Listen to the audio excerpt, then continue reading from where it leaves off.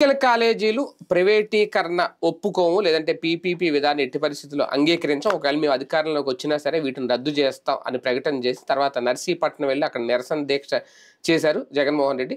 దానివల్ల ఎంతవరకు మైలేజ్ వచ్చిందనేది, అంతేకాదు ఆ తర్వాత మొత్తం జిల్లాల వ్యాప్తంగా ఎక్కడికక్కడ ఈ మెడికల్ కాలేజీలకు సంబంధించి అంటే ఇప్పటి వరకు ఎక్కడైతే ఈ కాలేజీలు ఏర్పాటు చేశారో మొత్తం 17 కాలేజీలు ఎక్కడైతే ఉన్నాయో అక్కడ వాటన్నిటి చోట కూడా వైసీపీ ఈ నిరసన దీక్షలు అయితే మొదలుపెట్టింది.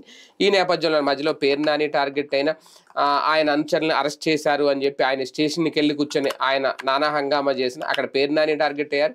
అదే నేపథ్యంలో వైఎస్ఆర్సీపీ తరఫున జగన్మోహన్ రెడ్డి చేసిన యాజిటేషన్ కూడా ఎంతవరకు కలిసి వచ్చింది. ఇది చేసి ఆయన ఇప్పుడు లండన్ టూర్ వెళ్ళిపోయారు. మళ్ళీ దాదాపుగా ఆయన ఈ నెల 22వ తేదీ వరకు ఎప్పటివరకు ఇంకొక 15 రోజులు 13 రోజులు అయితే రారు. ఈ లోపల యాజిటేషన్స్ అయితే కంటిన్యూ అవుతాయి. దీనివల్ల ఎంతవరకు ప్రభుత్వాన్ని ప్రశ్నించే విషయంలో సక్సెస్ అయింది వైసీపీ, లేదు నాయకులు ఇంకా టార్గెట్ అవ్వడానికి ఒక అవకాశం ఇచ్చిందా? పేరు నాని గారి ఎపిసోడ్ చూసుకుంటే వైసీపీ ప్రభుత్వానికి అవకాశం ఇచ్చినట్టు అయిందా? ఎలా చూడాలి? ఇదే అంశం మీద చర్చించే ప్రయత్నం చేద్దాం. సార్, ఫస్ట్ నర్సీపట్నం వెళ్ళిన తర్వాత జగన్మోహన్ రెడ్డి గారు అక్కడ ఆ పాయింట్ రీచ్ చేయడం, ఆ హడావుడి దీక్ష చేయడం ఎంతవరకు వైసీపీకి మైలేజ్ తెచ్చిపెట్టింది అనుకోవాలి ఆ అంశం? అంటే బేసిక్గా మెడికల్ కళాశాలల అంశాన్ని వదిలిపెట్టదలుచుకోలేదు జగన్మోహన్ రెడ్డి. పబ్లిక్ కూడా దాని మీద ఒత్తిడి కావాలని కోరుకుంటున్నారు. చంద్రబాబు మారాలని కోరుకుంటారు. ఎందుకంటే ఇవాళ వాస్తవంగా చెప్పాలంటే ఇదివరకు ఈ బెనిఫిట్స్ పొందినటువంటి వాళ్ళు ఎక్కువగా వాళ్ళ సామాజిక వర్గమే.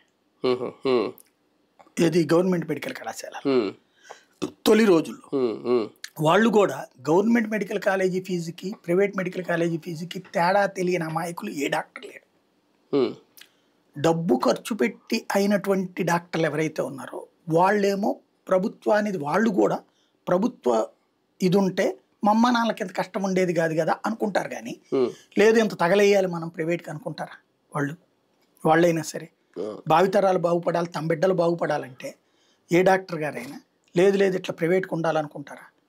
డబ్బులు ఎక్కువైపోయిన డాక్టర్ గారు ఎవరైనా ఉంటే ఉంటారేమో, కానీ మిగతా వాళ్ళు ఎవరైనా ప్రభుత్వ వైద్య కళాశాలలో ఉండాలని కోరుకుంటారు.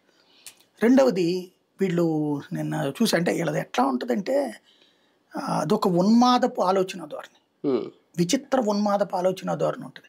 మా వాడు చేశాడంటే అది రైట్ అని వాదించడం కోసం 100 టాపిక్స్ తీసుకొస్తారు. ఆరోగ్యశ్రీ ఫీజు రియంబర్స్మెంట్లు కార్పొరేట్ విద్యను ఇప్పించాడు, కార్పొరేట్ వైద్యాన్ని పెంచిందే రాజశేఖర్ రెడ్డి. అట్లాంటప్పుడు ఇది పెడితే తప్పేంటి పీపీపీ అంట. ఎందుకు పెట్టాడు రాజశేఖర్ రెడ్డి కార్పొరేట్ విద్యా వైద్యం? ఆయన కూడా సొల్లి కబుర్లు చెప్పచ్చు. ప్రభుత్వ కళాశాలను డెవలప్ చేస్తాం, మీరు అందరూ వచ్చి చదువుకోండి. ప్రభుత్వ స్కూళ్ళు డెవలప్ చేస్తాం, మీరు అందరూ వచ్చి చదువుకోండి. ప్రభుత్వ ఆసుపత్రులు డెవలప్ చేస్తాం, మీరు వచ్చి వైద్యం చేయించుకోండి. దాని మీద ఇంట్రెస్ట్ చూపించట్లేదు పబ్లిక్. గతి లేనప్పుడు ప్రభుత్వ ఆసుపత్రికి వెళ్తున్నారు, గతి లేనప్పుడు ప్రభుత్వ పాఠశాలలో ప్రభుత్వ కళాశాలలో చేరుస్తున్నారు. ఒకప్పుడు ప్రభుత్వ వాటిలోనే చేర్చేవాళ్ళు. ఎందుకని? ఆ తర్వాతన మాస్టర్లను పెట్టినా లెక్చరర్లను పెట్టినా ఈ ల్యాబ్సెస్ ఎట్లా ఉంటుంది? ఇప్పుడు ఒక లెక్చరర్ గారు పోయారు, ఒక టీచర్ గారు పోయారు, ఆ ప్లేస్లో రిక్రూట్ కావడానికి అక్కడ టైం పడుతుంది. డిఎస్సి నువ్వు 100 చేయాలి అక్కడ. ఈలోపు అక్కడ పిల్లడి జీవితం అయిపోతుందిగా. ఇలాంటి దాన్ని సార్ట్అవుట్ చేయలేకనే కాంట్రాక్ట్ టీచర్లని, గెస్ట్ లెక్చరర్స్ అని ఇట్లాంటివి చాలా పెట్టి సెట్ చేసుకున్నారు. అయినా కూడా ఆ సంస్థని నమ్మక అవసరమైతే అప్పులు చేసైనా అని ప్రైవేట్ వాటికి పంపిస్తున్నారు. అందుకని ఏం చేశాడు? మధ్య తరగతి కూడా చదువుకోవడానికి వాళ్ళకు కూడా రేషన్ కార్డులు ఇప్పించాడు, వైట్ రేషన్ కార్డు. కాబట్టినే కదా కార్పొరేట్ విద్య కార్పొరేట్ వైద్యం అన్నటువంటిది. ఈ కార్పొరేట్ విద్య కార్పొరేట్ వైద్యం నడిపించే వాళ్ళలో 100కి 80 మంది చంద్రబాబు గారి మనుషులని తెలియదా? మరి వాళ్ళని ఎందుకు పోషిస్తాడు ఆయన?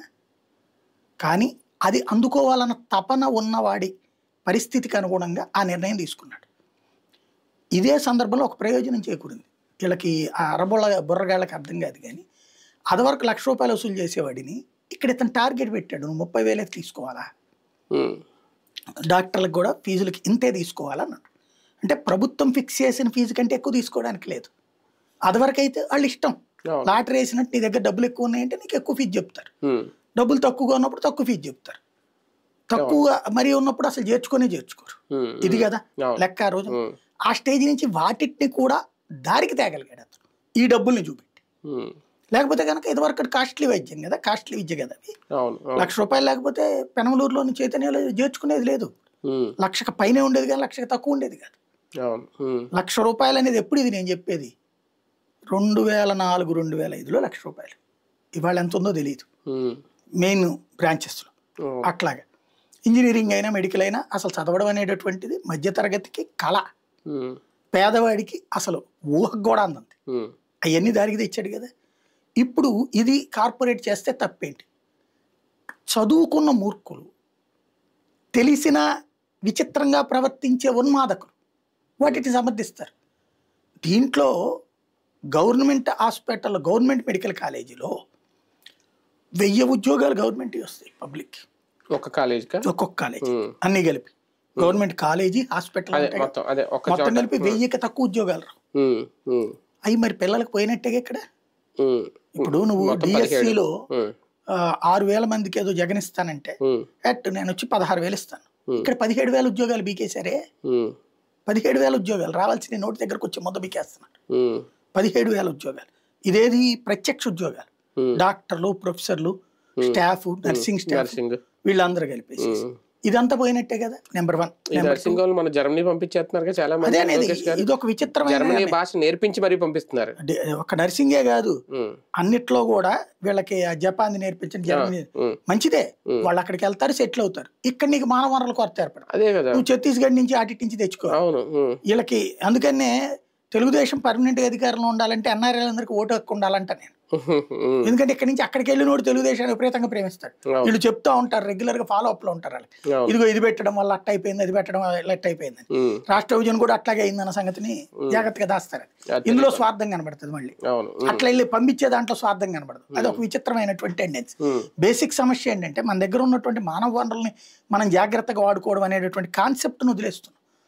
దీనికి తోడు ఇప్పుడు అసలైనటువంటి సమస్య రాబోతున్నటువంటిది ఏంటంటే మెడికల్ ఇక్కడ 16,000 రూపాయల ఫీజు అండి గవర్నమెంట్ మెడికల్ కాలేజీలో. 16,000 రూపాయల ఫీజు కన్వీనర్ కోట ఫీజు అందరికి. అది వీళ్ళు ఏమన్నారు, జగన్ అందులో ఈ రిజర్వేషన్ పోను ఉన్నటువంటి దాంట్లో 50% సీట్స్ తీసుకెళ్లి సెల్ఫ్ ఫైనాన్స్ అని పెట్టాడు. అది ప్రైవేట్ కాలేజీల కంటే తక్కువ ఇస్తామన్నాడు. అతను ఫీజు ఫిక్స్ చేస్తామని చెప్పాడు. ప్రైవేట్ కాలేజీల్లో ఫీజులు కూడా జగన్ వచ్చాక తగ్గించాడు 2019 తర్వాత. అంతకుముందు భారీగా పెంచారు చంద్రబాబు గారు ఉన్నప్పుడు. 20 లక్షల దాకానేమో తీసుకుపోతే ఇతను వచ్చి దాన్ని 14కో 15కో కొన్నిటికి 7కో 8కో కొన్నిటికి తీసుకొచ్చాడు. అట్లాగా ఫీజులు తగ్గించి ఆ ఫీజుల కంటే తక్కువ గవర్నమెంట్ దాంట్లో ఉండేటట్టు పెడతానన్నాడు. అది కూడా ఏంది, ఆ కాలేజీ నిర్వహణకు అయ్యే ఖర్చుల కోసం. మిగతాదంతా ఇది అన్నాడు. సరే వీళ్ళు ఏమని చెప్పారు, హామీ మొత్తం దీని కింద పెడతామన్నారు. ఇప్పుడు ఏమంటున్నారు, జగన్ జీవోకు అనుగుణంగా ఇప్పుడు ఇదట. జగన్ జీవోలకు అనుగుణంగానే పీపీపీ కింద ఇస్తారట. అప్పుడు నువ్వేం మోసం చేస్తున్నట్టు? అదేమంటే జగన్దే చేస్తున్నావు అంటున్నారు. మరి అదొద్దనే కదా నువ్వు చెప్పింది. పబ్లిక్ కోరుకుంది ఏంటి, మొత్తం సీట్ల కింద వస్తే 2,500 సీట్లండి. స్వతంత్రం వచ్చిన తర్వాత ఈ దేశంలో ఒక రాష్ట్రానికి ఇన్ని సీట్లు వచ్చిన చరిత్ర లేదు. దేశంలో ఇన్ని సీట్లు పెంచాడు మోడీ. 50,000 సీట్లు పెంచుకొచ్చాడు ఆయన. అందులో మన అదృష్టం కొద్ది వచ్చినాయి 2,500. దానికోసమే జిల్లాల విభజన చేసుకున్నాం మనం. దీన్ని ఎవడైనా వాడుకుంటాడు కానీ వద్దు అని చెప్పడం నేను ప్రపంచంలో ఎక్కడైనా లేదు. దాన్ని సమర్థిస్తూ ఇంత చర్చ చేయటం, దబాయించి టీవీల ద్వారా, పేపర్ల ద్వారా, మౌత్ పబ్లిసిటీ ద్వారా మాట్లాడుతున్నటువంటి వాళ్ళు. ఒక ప్రాంతానికి ఒక మెడికల్ కళాశాల వస్తే ఎంత డెవలప్మెంట్ ఉంటుందండి? పాడేరులో మెడికల్ కళాశాల వస్తే ఆ చుట్టుపక్కల ఎంత డెవలప్మెంట్ ఉంటుంది? అక్కడ చదువుకోవడానికి వచ్చిన పిల్లలు వాళ్ళకి ఇప్పుడు హైటెక్ సిటీలో ఏంటి, అక్కడ వెళ్ళి మనోడే పోయేది ఆ ఉద్యోగం చేసి. వీళ్ళకి వచ్చే జీతం, ఈ జీతం మీద అక్కడ తినేవి, కొనేవి, తాగేవి, ఇట్లాంటి ఉండటానికి ప్లేసులు, వీటన్నిటి వల్ల కదా ఉపాధి అక్కడ. ఇప్పుడు పాడేరులో మెడికల్ కాలేజ్ వచ్చింది, 150 మంది చదువుతారు. 5 ఏళ్లలో 500, 550, 750 మంది అవుతారు. 750 మంది అక్కడ మొత్తం హాస్టల్లోనే ఉంటారుగా. 100 మంది ఉంటారు, 50 మంది ఉంటారు. మిగతా వాళ్ళు ఆ చుట్టుపక్కల బిల్డింగ్లు తీసుకుంటారు. వాళ్ళ కోసం అపార్ట్మెంట్లు వస్తాయి. వాళ్ళు ఉండటానికి, అక్కడ తిరిగేటప్పుడు తినటానికి కర్రీ పాయింట్లు వస్తాయి, నాన్ వెజ్ పెట్టే వస్తాయి. వాళ్ళ అక్కడ దోబీలు వస్తారు. అక్కడ ఎన్ని ఉపాధి అవకాశాలు వస్తాయి చూడండి. దాని మీద ఆధారంగా బ్రాండెడ్ కొంటారు. దానికి అవకాశాలు వస్తాయి. ఉమ్. ఇవన్నీ ఉపాధే కదా. అదే అసలు ఒక మెడికల్ కళాశాల చుట్టూతా కనీసం 5-10 వేల మందికి ఉపాధి వస్తుంది. అవును. ఇప్పుడు హాస్పిటల్ పెడతారు, హాస్పిటల్ పెట్టినప్పుడు అంబులెన్స్ వాళ్ళు ఉంటారు అక్కడ, అవును. ప్లస్ హాస్పిటల్ దాని పేరు ఏమంటారు, షాపుల, మెడికల్ షాపుల, క్యాంటీన్ల, మళ్ళీ తినడానికి వచ్చి ఇప్పుడు మీకు విజయవాడ గవర్నమెంట్ హాస్పిటల్ దగ్గర చూడండి, రోడ్డు మీద బళ్ళు ఒక 50-100 ఉంటాయి అవును.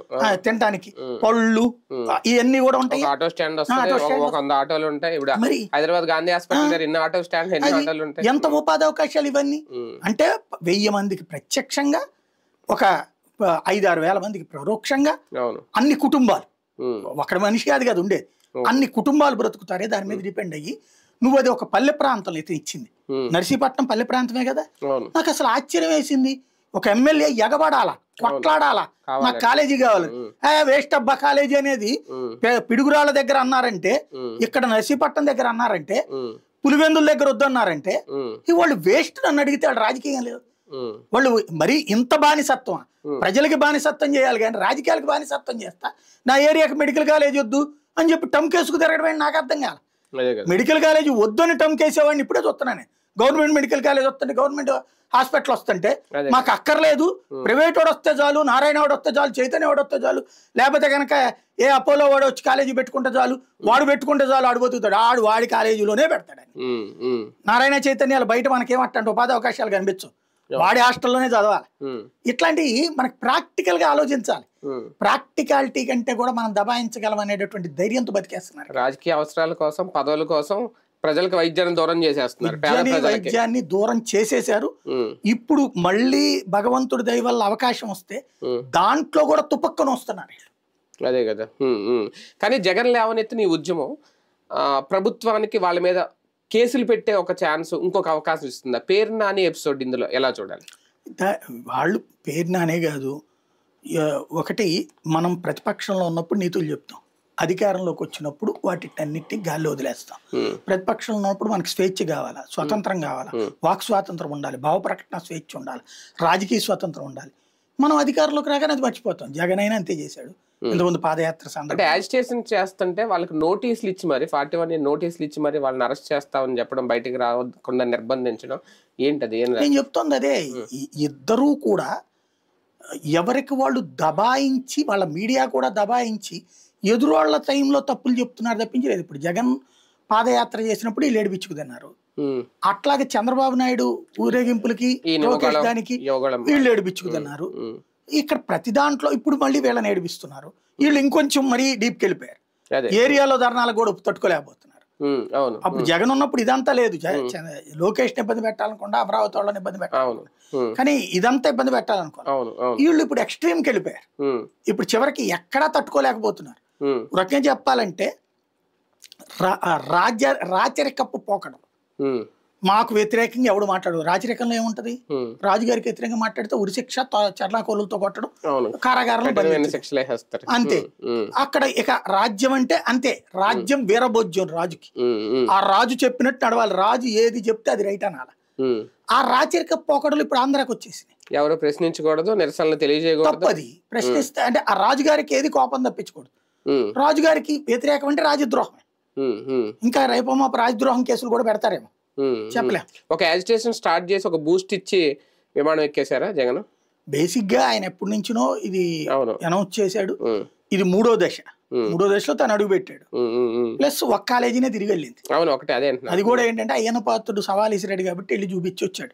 జగన్ చూపెట్టకపోతే ఇప్పుడు అనిత చూపెట్టినట్టు ఖాళీ స్థలాల్లోనూ సవిత చూపెట్టినట్టు అంటే ఇది ఒక కంటిన్యూ యాక్టివిటీ ప్రతిపక్ష పార్టీ ఇది ఉండాలి. అంటే ఈ 17 కాలేజీల దగ్గర చుట్టుకుంటే ఒక సంవత్సరం పాటు దీన్ని చెయ్యొచ్చు, కానీ ఒకటి ఇచ్చి ఒక బ్రేక్ ఇచ్చి అంటే ఒక యాక్టివిటీ స్టార్ట్ చేసి వెళ్ళిపోయారు. అది ఆల్రెడీ ఇవాళ బిగిన్ చేసి వెళ్ళిపోతే తప్పు. ఆల్రెడీ బిగిన్ చేసిన దాంట్లో అతను చివరిలో పాల్గొన్నాడు అనుకోవాలి. అంతేనా? మళ్ళీ ఇప్పుడు 4 రోజులు పోయిన తర్వాత ఇది ఇంకా కంటిన్యూ అవుతుంది అనుకోండి. ఇప్పుడు మన టెండర్లు పిలిచారు కాబట్టి జరిగింది, మళ్ళీ పిలిచారు అనుకోండి మళ్ళీ జరుగుతుంటుంది. ఇక్కడ ఏంటంటే రేపు మేము వస్తే లాగేస్తాం అనేటటువంటి ఒక ఫీలింగ్ కల్పించే ప్రయత్నం చేస్తున్నాడు. ఒక అధికార ప్రతిపక్ష పార్టీల మధ్య జరుగుతున్న ఒక యాజిటేషన్ లాగే ప్రజలు చూస్తారా? నిజంగా ఇందులో ప్రభుత్వం నిర్లక్ష్యం లేదంటే ప్రభుత్వం తప్పు ఉంది అని తెలిసేలాగా ఈ యాజిటేషన్స్ ఏమన్నా ఉపయోగపడతాయి రేపు? ప్రభుత్వం తప్పు ఉందని ప్రజలు అనుకుంటున్నారు కాబట్టినే ఇంతగా ఎగబడుతున్నాడు అతను. అంటే వైసీపీ వాళ్ళకి ప్రభుత్వం చేసే ప్రతి తప్పే కనబడుతుంది, అదే తెలుగుదేశం వాళ్ళకి, జనసేన వాళ్ళకి, బీజేపీ వాళ్ళకి ప్రభుత్వం చేసే ప్రతి రైట్ అనిపిస్తుంది. తటస్థులకు కూడా ఇది తప్పు అనిపిస్తుంది. తటస్థులు కూడా ఇది తప్పు అంటున్నారు తప్పించి రైట్ అంటలేదు. కాబట్టి ఇతను ఇంకో స్టెప్ వేస్తున్నాడు. ఈ విషయంలో బేసిక్ గా ఎన్ని సమర్థనలు చెప్పుకున్నా అది కేవలం ఓ రకంగా వితండవాదం తప్పించి వాస్తవికం కాదు. వితండవాదం మాత్రమే మాట్లాడుతున్నారు. ఈ వితండవాదంని ప్రశ్నించే గొంతుకు ఉండాలి. ఆ ప్రశ్నించే గొంతుకు అక్కడ కాంప్రమైజ్ అయినటువంటి చేయాల. ఇప్పుడు ప్రశ్నించే గొంతుకు ఇతని రూపంలో వస్తుంది అంతే. అంటే కూటమి ప్రభుత్వం కూడా అంటే ఇదొక్కటనే కాదు, మిగిలిన దేంట్లోనూ కూడా వెనక్కి అయితే తగ్గట్లేదు. వీళ్ళ తప్పులు ఉన్నాయని తెలిసినా వెనక్కి అయితే తగ్గట్లేదు. అంటే 3 పార్టీలు కలిసి ఉన్నాయన్నా కేంద్రం సపోర్ట్ ఉంది కదా, మమ్మల్ని ఇంకెవరు ప్రశ్నించడానికి ఇలాగే ఈ 5 ఏళ్ల పాటు ఇలాగే ఉంటాయి అనుకున్నట్టే 33 ఏళ్ల పాటు లీజుకి ఇచ్చేసి ఈ 17 కాలేజీలు కూడా ప్రైవేట్ వాళ్ళ చేతికి అప్పగించేయడమే జరుగుతుంది. వాళ్ళది ఫ్రమ్ ద బిగినింగ్ ఒకటి, వాళ్ళనే కాదు ఎప్పుడైనా అంతే. మొదటి 4 ఏళ్ళు అంటే ఎలక్షన్స్కి 6 నెలల ముందు దాకా కూడా వాళ్ళు చేయాలనుకునే చేసేస్తారు. అంతేనా? చేసి దబాయించి రివర్స్లో పబ్లిసిటీ చేసుకుని వాళ్ళకి చేతొచ్చు. ప్రతిదాన్ని వక్రీకరించట్లే. ఇప్పుడు ఫర్ ఎగ్జాంపుల్ ఎవడన్నా ఒకడు కొట్టాడు అనుకోండి, కొడితే తప్పేంటి, వాడు మాట్లాడింది ఏంటో చూడండి, వాడు ఎంత దుర్మార్గంగా మాట్లాడాడు అని వీళ్ళు వాడి ఇంతకుముందు మాట్లాడిన మాటలు పెడతారు. మరి అదే జగన్ టైంలో కేసులు పెట్టింది, అట్లా మాట్లాడిన వాళ్ళ మీద కేసులు పెట్టారు, అట్లాంటి మాట్లాడిన వాళ్ళని ఇబ్బంది పెట్టారు. దాన్నేమో భావ ప్రకటన ఉండదా, నియంతృత్వం జగన్ అన్న.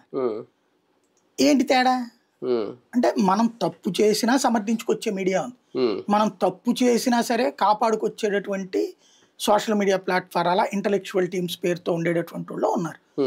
చివరి 6 నెలల ముందు ప్రజల్ని మనం కన్విన్స్ చేయగలం. మళ్ళీ అప్పుడు జగన్ వస్తే ఇప్పుడు వీళ్ళ ధైర్యం కూడా ఏంటంటే అమరావతి పూర్తిగా ఇప్పుడు వాళ్ళకి 18 నెలలు అయిపోయింది, 17 నెలలు 18 నెలలు అయిపోయింది. ఇంకా మిగిలిన ఎంత చేసినా 3 బిల్డింగ్లు 4 బిల్డింగ్లు పెద్దవి పూర్తవుతాయి. ఈ మధ్యలో వీళ్ళు ఇచ్చే ఆ ప్లాట్లలో 10 బిల్డింగ్లు 10 బిల్డింగ్లు కట్టుకుంటారు. ప్లాట్లు ఇస్తే ప్లాట్లు ఇచ్చారట, కొన్ని రిజిస్ట్రేషన్ చేశారట, వాటిట్లో ఎవడన్నా వస్తే కట్టుకుంటే నడుస్తుంది. వాళ్ళకి గనక అది టెంపో వచ్చేసేసి విపరీతంగా సేల్ అయిపోతే అసలు వీళ్ళు కళ్ళు మూసుకుని కూర్చోవచ్చు. లేదు అనుకోండి, అక్కడ పెద్దగా లేదనుకోండి, అదిగో జగన్ వస్తే రేపు పొద్దున్న జరగొడతాడు, మేమే ఇండస్ట్రీస్ మేము తీసుకొచ్చాం, జగన్ వస్తే ఆపేస్తాడు. అంటే జగన్ మీద నెగిటివిటీతోనే మనం 25 ఏళ్ళు బతికేయగలం.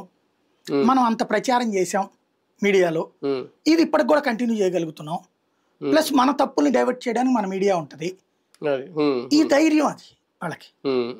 అంటే దీని మీద పవన్ కళ్యాణ్ లాంటి వాళ్ళు కూడా మాట్లాడకపోవడం కూడా ఒక కలిసి వస్తుందేమో టీడీపీకి, సైలెంట్ గా ఉంటే. రైట్, చూద్దాం. మెడికల్ కాలేజీల వ్యవహారంలో ఒక యాజిటేషన్ అయితే స్టార్ట్ అయింది. ఓకే, దీన్ని బేస్ చేసుకొని ఇంకా ముందు అరెస్టులు ఏమన్నా ఉంటాయా, ఇది ఒక ఛాన్స్ అవుతుందా తెలుగుదేశం పార్టీకి? జగన్మోహన్ రెడ్డి గారు అయితే ప్రస్తుతం లండన్ వెళ్ళారు టూర్ అని, వచ్చిన తర్వాత మళ్ళీ వాటిని కంటిన్యూ చేస్తారు. ఈ లోపల వైసీపీ ఆ యాక్టివిటీ ఎలా కంటిన్యూ చేస్తుందో, ఏం జరుగుతుందనే చూడాలి.